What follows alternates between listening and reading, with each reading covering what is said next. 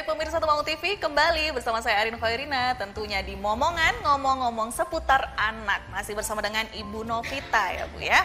Baik, kita lanjut lagi Ibu untuk perbincangan kita yang sangat menarik ini, me time ya Bu ya. Nah sebenarnya apa sih dampak ke anak jika Ibu ini kurang me time gitu? Oke, jadi sebenarnya itu adalah dampak tidak langsung ya.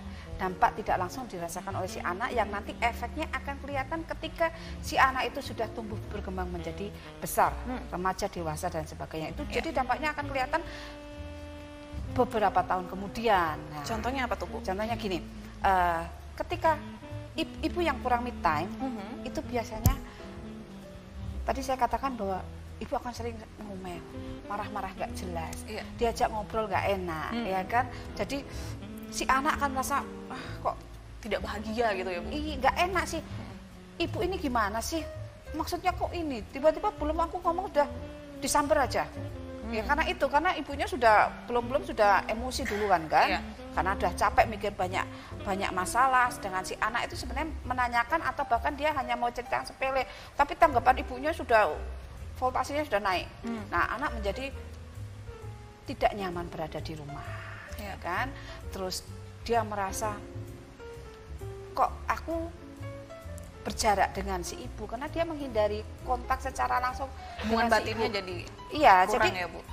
Dia membatasi, si anak itu membatasi biar gak ribut. Karena kalau saya bicara nanti mama gak enak saya marah gitu. Iya gitu. Terus akhirnya apa?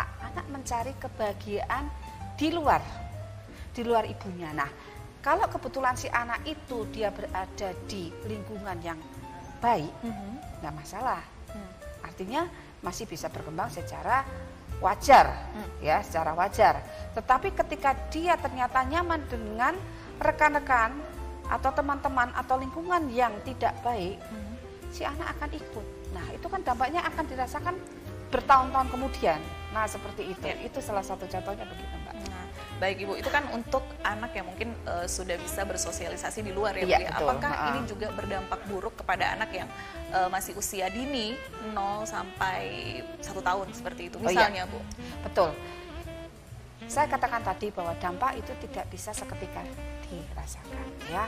Saya pernah melihat seorang ibu, saya nggak tahu apa ibu itu orang kurang me time atau tidak, saya nggak ngerti. Waktu itu saya makan di suatu rumah makan. Anak usia 2 tahun, 3 tahun rewel lunah ya. Minta ini, mama minta ini, aku minta permen, ibunya lagi makan. Tanpa babi bu kata-kata, si ibu langsung tiba-tiba jawab si anak.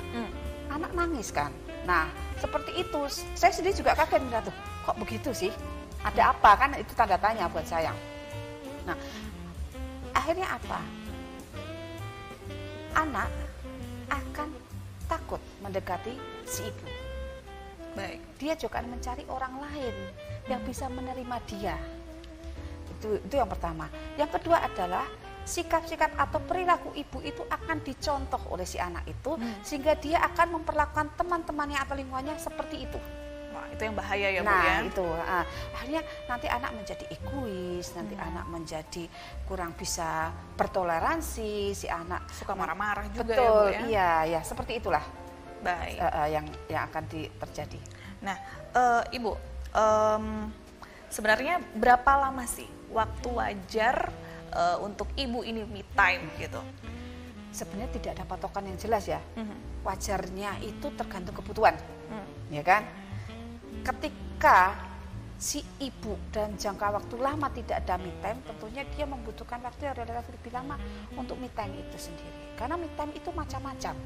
Ya, me time itu macam-macam aktivitasnya. Misalnya kita beraktivitas, misalnya oke lah kita punya hobi nih, bercocok tanam kan nggak mungkin saya dalam jangka waktu sekian jam saya bercocok tanam kan nggak. Bercocok tanam capek ya sudah istirahat ya kan. Atau mungkin si ibu-ibu sekarang nih ke salon misalnya ya, saya pengen me time facial kah atau cream bath kah, itu waktunya juga tidak bisa ditentukan. Jadi semuanya itu tergantung kebutuhan. Atau mungkin sekedar me time-nya nonton TV atau bahkan tidur gitu loh. Itu kan kalau tidur kan nggak bisa 1 jam saya mau tidur gitu kan, enggak ya. Ya me time itu sesuai kebutuhan aja deh. Tapi kalau me time yang kebangetan juga ya Bu, kayak anak ditinggal seharian gitu juga sebenarnya tidak baik ya Bu, atau seperti apa? Sebenarnya gini, seperti yang tadi saya sampaikan, me time itu tidak ada batasan waktu, tergantung kebutuhan.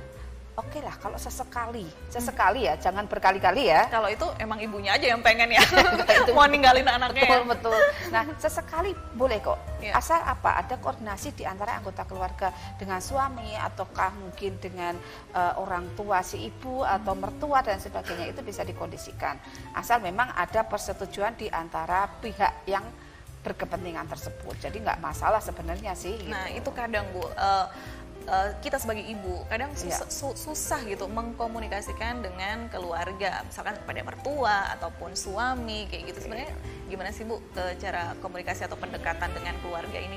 Oke, kalau pendekatan terutama dengan mertua memang kita ketahui mungkin agak sulit ya, karena kan memang punya mindset yang berbeda. Ya. Tetapi paling tidak kan kita tahu suami kita ini seperti apa sih, pasangan hidup kita ini bagaimana sih kesehariannya.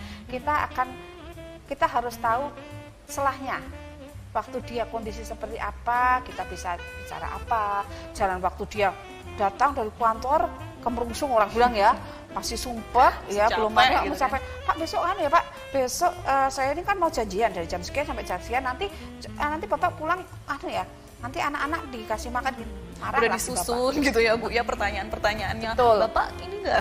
Nah seperti itu, jadi kan kita kondisikan lah seperti apa sih enaknya. Jadi istilahnya mengajukan proposal me time ke bapaknya juga nggak saat itu juga mau me time, saat itu juga minta izin enggak. Harus mungkin beberapa hari kayaknya Pak aku kok gini, carilah alasan yang enak lah didengar gitu loh. Nggak tahu alasannya, kita nggak mengajari bohong ya, tetapi sebenarnya ada hal-hal tertentu yang memang harus dikomunikasikan secara baik. Baik. Nah, ibu-ibu di rumah jangan sampai kalau misalkan nanti bapaknya habis pulang macul gitu, tahu-tahu Bapak ini anak saya nih diurusin dulu.